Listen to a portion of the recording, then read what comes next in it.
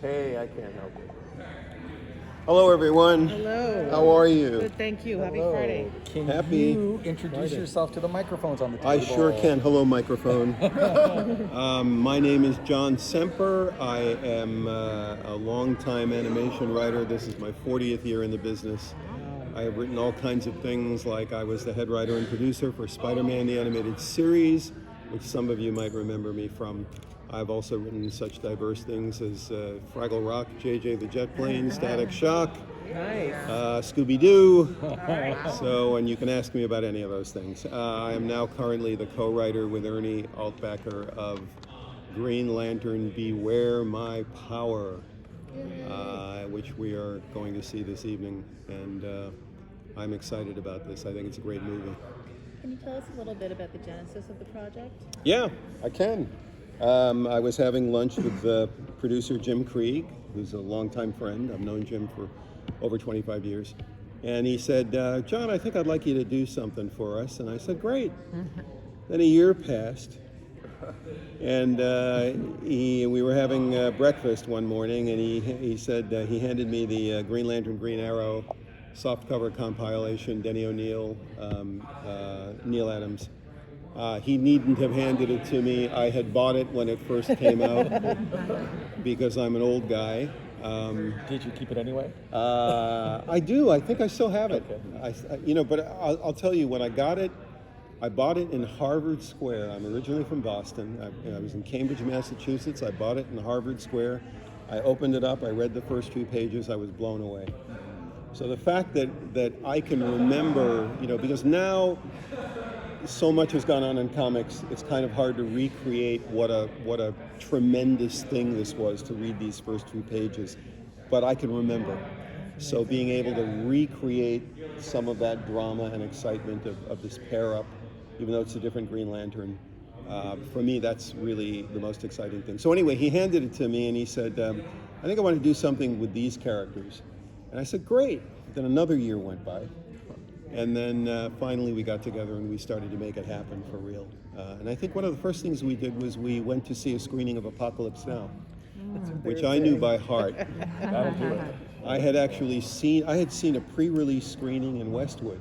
Stood in line for 4 hours to get into this pre-release screening of a rough cut of Apocalypse Now. I've seen the movie many times since then. So we all got together, we watched it together, and we said we want to do something like that. Wow. And that's how this started for me.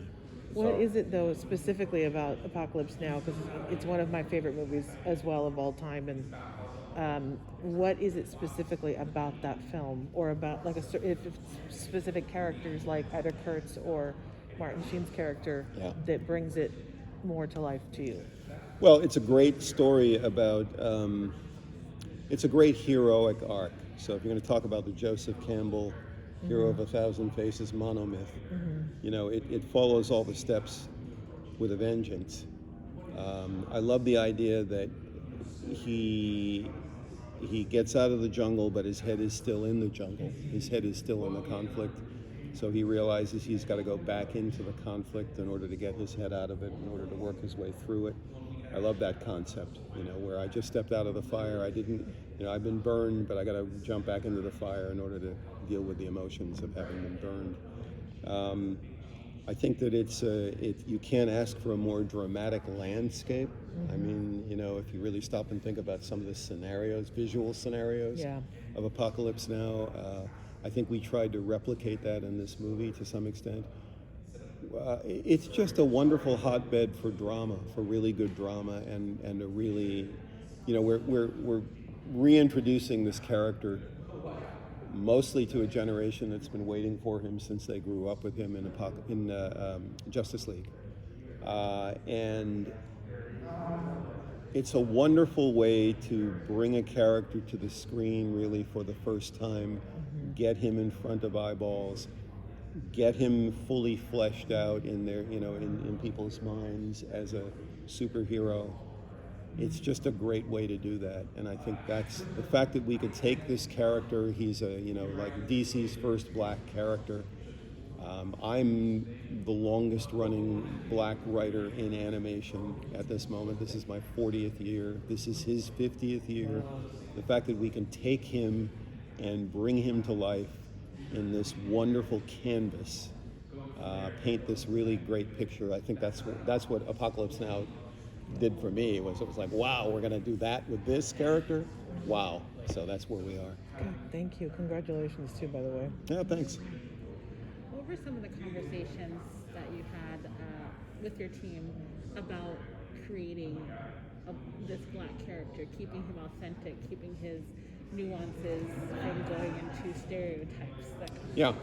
Well, fortunately, they had me. One of my favorite lines in the movie I wrote, where it's being explained to him because he doesn't know what it's like to be a Green Lantern. You know, we're starting from scratch and he's learning, and it's explained to him that he can't. He's sort of powerless against the color yellow, and he says, the original line was, "I've been up against a color barrier before in my life, and I'd never let it stop me." And it got changed to, I've been up against that kind of barrier, the same meaning, you know, my entire life, and it's never stopped me. See, just being able to write that line, That's pretty powerful. if I hadn't been there, the line wouldn't have gotten written. So I'm proud of that. Yeah. That's a good line. That's Yeah, a pretty yeah, powerful thanks. line. It means many things, I'm sure, but in that particular instance, it's very meaningful. Yeah, from the perspective of being a minority, or any kind of minority, you understand that the world is not your oyster. You know, that you're just going to be dealing with one barrier after another. You know, as I said, I'm the first black TV animation writer, the first staff writer, the first black showrunner.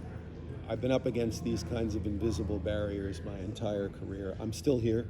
That's fabulous. And what I wanted to do was bring that aspect of things to this character as much as possible. You know, the minute he gets into outer space, it just becomes a little bit more of a space adventure. But he's still always a man who understands that there are limitations in life that he has had to deal with. And now this is a point where he's just not going to do that anymore. And look at this amazing power that he gets when he gets this ring on his finger.